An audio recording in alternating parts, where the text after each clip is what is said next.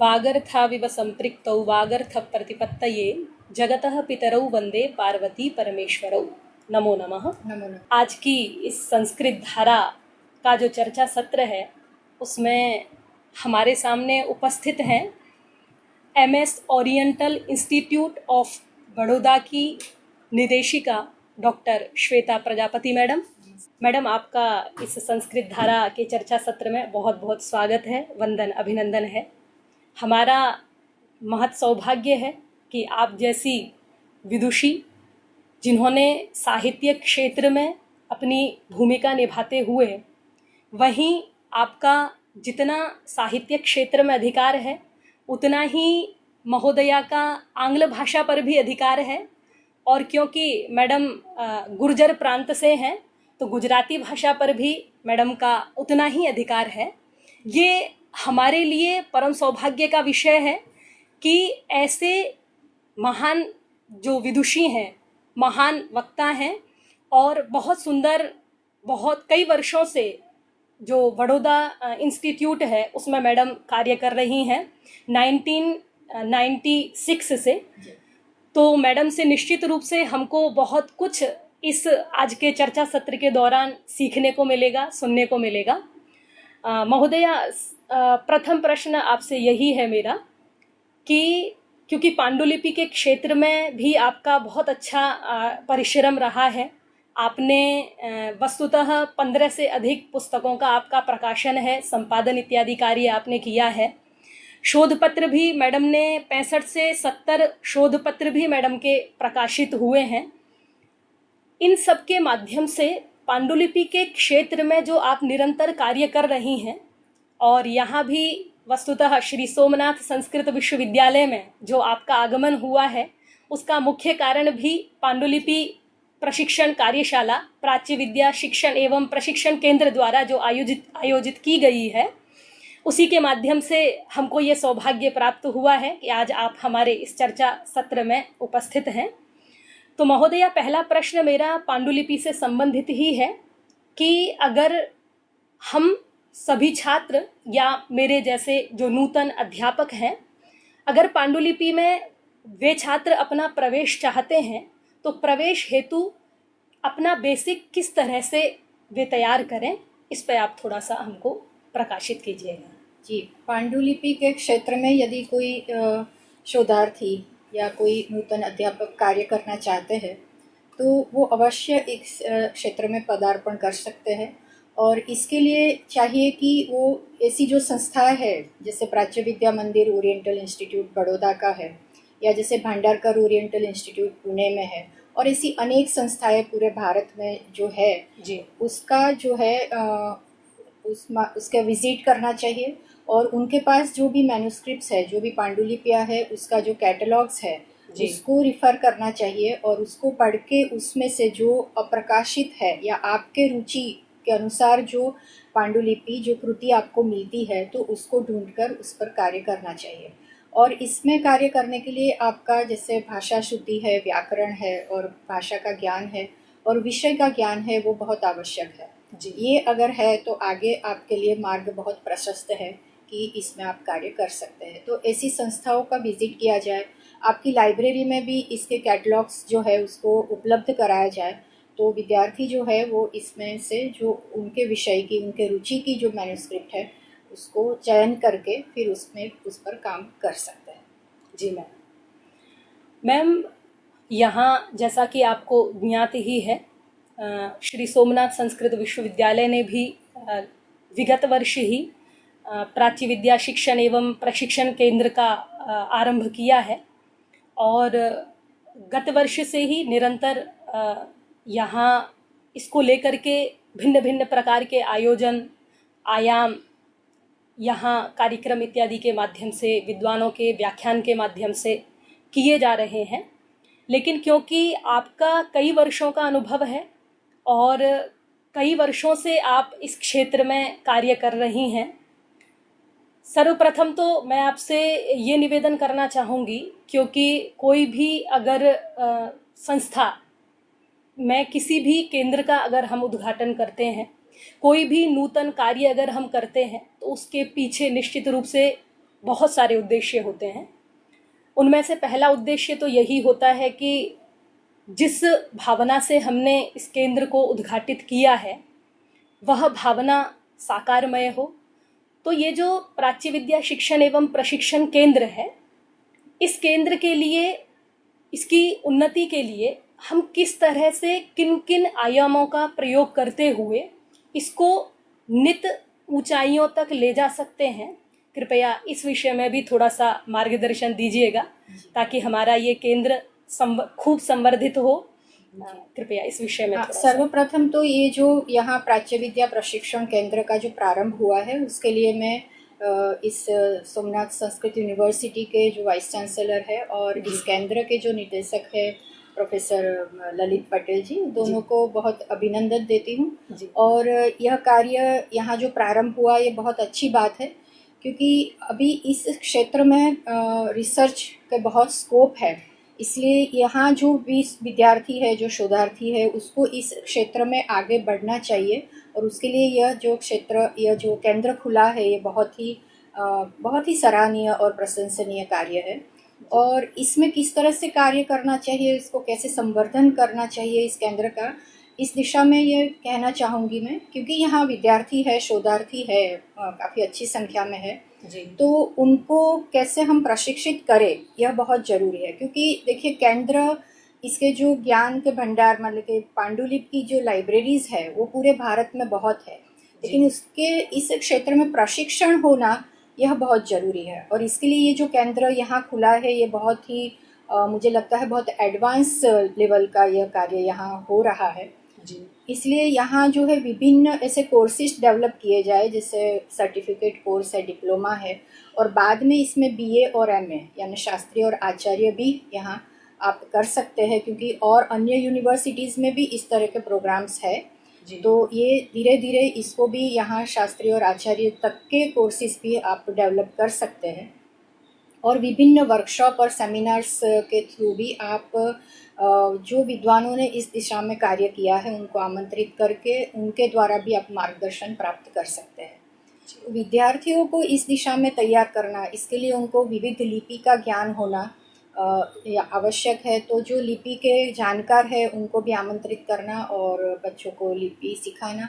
उसके बाद जो संपादन का कार्य है उस दिशा में भी हम उनको अगर ट्रेन करते हैं, तो जैसे पहले छोटी छोटी पांडुलिपि से उनसे काम प्रारंभ करवा के बाद में बड़े बड़े प्रोजेक्ट्स के तहत भी कार्य किया जा सकता है। तो ये जो केंद्र है उसके तहत हम विभिन्न जो फंडिंग एजेंसीज है जी भारत में, जैसे नेशनल मिशन फॉर मैन्युस्क्रिप्ट्स है, Indira Gandhi national centre for arts है, और इवन जो ICHR है और ICCR है, ऐसे जो फंडिंग एजेंसीज है उनसे हम फंडिंग लेकर बड़े प्रोजेक्ट्स लेके हम शोधार्थियों को इसमें उनको इन्वॉल्व करके ये कार्य करें। तो जैसे जो सीख रहे हैं उसी का एप्लीकेशन करके वो प्रोजेक्ट्स में काम करें और साथ में वो उनके लिए अर्थोपार्जन भी संभव हो पाएगा।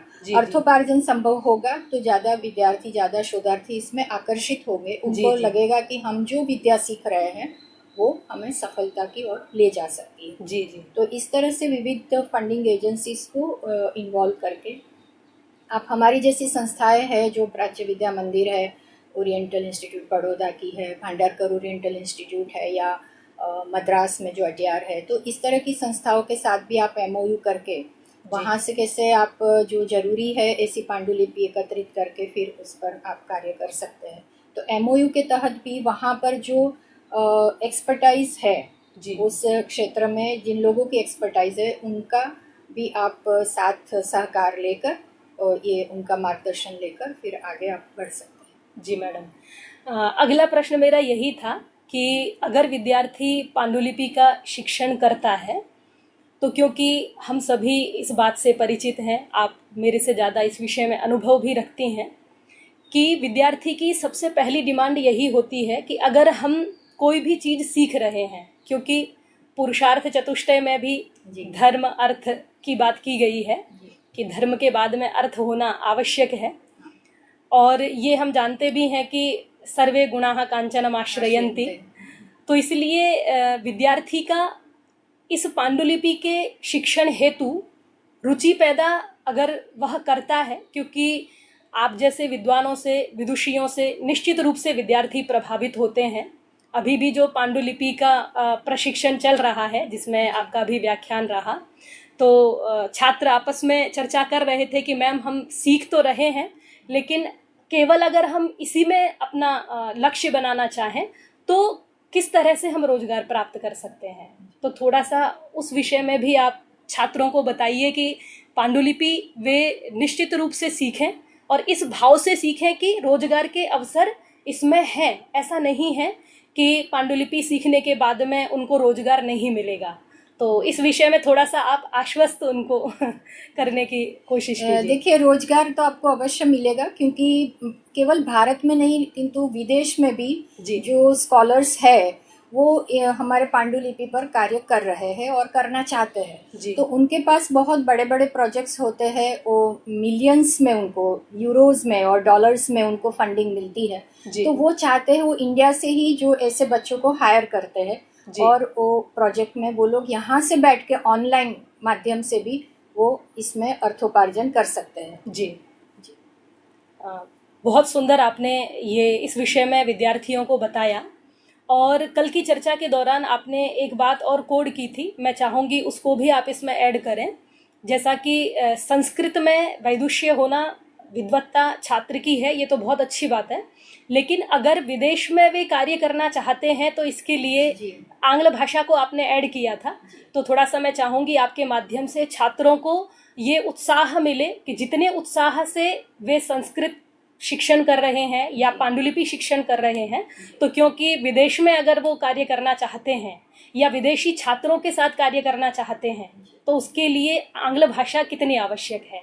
जी, विदेश के स्कॉलर्स के साथ अगर आप कार्य करना चाहते हैं तो जितनी आपकी संस्कृत अच्छी है इतना ही आपका इंग्लिश भी आपकी अच्छी होनी चाहिए, क्योंकि जो विदेश के स्कॉलर्स है वो संस्कृत टेक्स्ट पर काम करते हैं, लेकिन उनके साथ जो मीटिंग्स होगी, उनके साथ जो आपकी चर्चा होगी वो इंग्लिश में होगी। तो इसलिए आपकी इंग्लिश भी इतनी अच्छी होनी आवश्यक है। जी, बहुत सुंदर मैम। क्योंकि मुझे लगता है कहीं ना कहीं हम श्रम कर रहे हैं, छात्रों को हम पढ़ा रहे हैं, आप भी इस क्षेत्र में कार्य कर रही हैं, तो कहीं ना कहीं हम संस्कृत को तो महत्ता देते ही हैं, लेकिन आंग्ल भाषा को भी निश्चित रूप से देंगे तो मुझे लगता है कि बाकी विषयों की तरह संस्कृत को भी हम प्रचारित प्रसारित और पांडुलिपि को भी प्रचारित प्रसारित करके और रोजगार निश्चित रूप से प्राप्त कर सकेंगे, जैसा आपने मार्गदर्शन किया। आप भी कई वर्षों से इस क्षेत्र में कार्य कर रही हैं। आपकी भूमिका को, आपके योगदान को आप कृपया हमको बताएं, ताकि हम जैसे अध्यापकों को और छात्रों को इस आपके इस प्रसंग से प्रेरणा मिले कि किस तरह से आपका योगदान पांडुलिपि क्षेत्र में आप प्रदान कर रही हैं। इस पे थोड़ा सा मार्गदर्शन दीजिए। जी, देखिए 1996 से मैं प्राच्य विद्या मंदिर से जुड़ी हूँ, बड़ौदा में जो महाराजा सयाजीराव यूनिवर्सिटी के अंतर्गत है, उससे जुड़ी हूँ। तो इसमें भी 30,000 मैन्युस्क्रिप्ट्स है हमारे पास। ये मैन्युस्क्रिप्ट्स का कैसे संरक्षण करना, उसकी सुरक्षा कैसे करना, वो अगर उसमें कोई क्षति है, कुछ खराब हुआ है तो उसका जो क्यूरेटिव ट्रीटमेंट भी कैसे करना, यह कार्य हमारे वहाँ चलता है। तो सबसे पहले तो संग्रह करना, उसकी सुरक्षा करना, और उसके बाद आता है उसका पब्लिकेशन करना। तो पब्लिकेशन करने से वो कार्य जो है समाज तक जाएगा। जो मैन्युस्क्रिप्ट में जो कार्य रहा है, जो कृतियाँ रही है, वो सारा जो काम है वो समाज तक जाएगा। तो इसके लिए हम ओरिएंटल इंस्टीट्यूट में पब्लिकेशंस करते हैं, विविध सीरीज में हम पब्लिकेशन करते हैं, और जो जर्नल्स हमारी 2 प्रकाशित होती है तो उसमें भी हम जो मैन्युस्क्रिप्ट पर काम करते हैं उसको आर्टिकल फॉर्म में हम पब्लिश करते हैं। जी। और जो कैटलॉगिंग का कार्य है वो करीबन मैंने 15,000 मैन्युस्क्रिप्ट्स का कैटलॉगिंग किया है, और 800 जितनी न्याय मैन्युस्क्रिप्ट्स का मैंने डिस्क्रिप्टिव कैटलॉग का कार्य किया है। जी। तो ये कार्य करते करते इसमें एक्सपर्टाइज आ जाती है, और धीरे धीरे हमें ये भी पता चलता है कि किस क्षेत्र में, किस विषय में काम करना जरूरी है, और किस विषय की कौन सी मैन्युस्क्रिप्ट अभी तक अप्रकाशित है। तो हमारे पास जो शोधार्थी आते हैं पीएचडी के लिए, तो हम उनको भी गाइड करते हैं कि ये मैन्युस्क्रिप्ट है, ये कृति है जो अभी तक अप्रकाशित है, तो आप इस पर काम कीजिए। तो ये हमारा सहयोग हमेशा रहता है विद्यार्थियों के लिए इवन जी। जो गाइड्स है, जो पीएचडी सुपरवाइजर्स है, उनको भी हम बताते हैं कि इसमें काम करना जरूरी है। जी। महोदया, अंतिम प्रश्न मैं यही लेना चाहूँगी आपसे कि जो भी विद्यार्थी हैं, आप उस संस्था में कार्य कर रही हैं, वहाँ तो आप वहाँ के अध्यापकों को या छात्रों को एतदर्थ प्रेरित करती रहती हैं, लेकिन अगर सामान्य रूप से कोई छात्र पांडुलिपि पे ही कार्य करना चाहता है तो वह आपसे किस प्रकार संपर्क करे, थोड़ा सा आप ये भी। जी, हमारी जो मैन्युस्क्रिप्ट है वो हमारी वेबसाइट है ओरिएंटल इंस्टीट्यूट की, तो हमारे सारे कैटलॉग्स जो है वो ऑनलाइन प्राप्त होते हैं। तो वो ऑनलाइन वो कैटलॉग्स को देखकर उसमें से चयन करें जो मैन्युस्क्रिप्ट उनको चाहिए, तो उसका जो टाइटल है और उसका एक्सेशन नंबर है, जिसे वो हमें ईमेल के माध्यम से वो लेटर हमें भेज सकते हैं, और फिर हम उनको ईमेल के माध्यम से ही उसके जो शुल्क है वो बताते हैं। वो शुल्क एक बार बैंक में आ जाते हैं तो फिर हम उनको डिजिटल कॉपी उनको भेज देते हैं गूगल ड्राइव के माध्यम से। जी। तो कोई फॉरेन में बैठा है तो भी उसको घर पर मिल जाती है मैन्युस्क्रिप्ट। जी। यहाँ इंडिया में है तो भी उसको घर पर बैठे मिल जाती है। जी, बहुत बहुत धन्यवाद आपका। और मुझे लगता है जितने भी हमारे दर्शक, श्रोतागण, विद्यार्थीगण इस चर्चा सत्र को अगर सुनेंगे तो निश्चित रूप से जो पांडुलिपि के क्षेत्र में कार्य करना चाहते हैं उनके लिए महोदया का बहुत बड़ा योगदान रहेगा। और निश्चित रूप से क्योंकि छात्र क्या है, पांडुलिपि पर कार्य भी करना चाहते हैं, कोर्स वर्क जब उनका होता है पांडुलिपि के विषय में, जब उनको बताया जाता है तो वो प्रभावित भी हो जाते हैं, लेकिन अधिकतम छात्र इसलिए इस विषय में कार्य नहीं कर पाते क्योंकि उनको पांडुलिपि ही प्राप्त नहीं होती है, या उस विषयक जाने में ही वो इतने परेशान हो जाते हैं कि उनको लगता है कि अब पांडुलिपि पे न करके कोई दूसरा ही विषय ले ले। तो ये आपने बहुत सुंदर बात विद्यार्थियों के लिए बताई। अगर आप पांडुलिपि पे कार्य करना चाहते हैं तो डॉक्टर श्वेता प्रजापति मैडम से, आप उनकी संस्था से संपर्क करें। आज के इस संस्कृत धारा के चर्चा सत्र में आपने हमको मार्गदर्शन दिया। एतदर्थ मैडम, आपका श्री सोमनाथ संस्कृत विश्वविद्यालय की ओर से बहुत बहुत धन्यवाद करती हूँ। इस चर्चा सत्र को यही हम विराम देंगे। बहुत बहुत धन्यवाद मैडम। नमस्ते।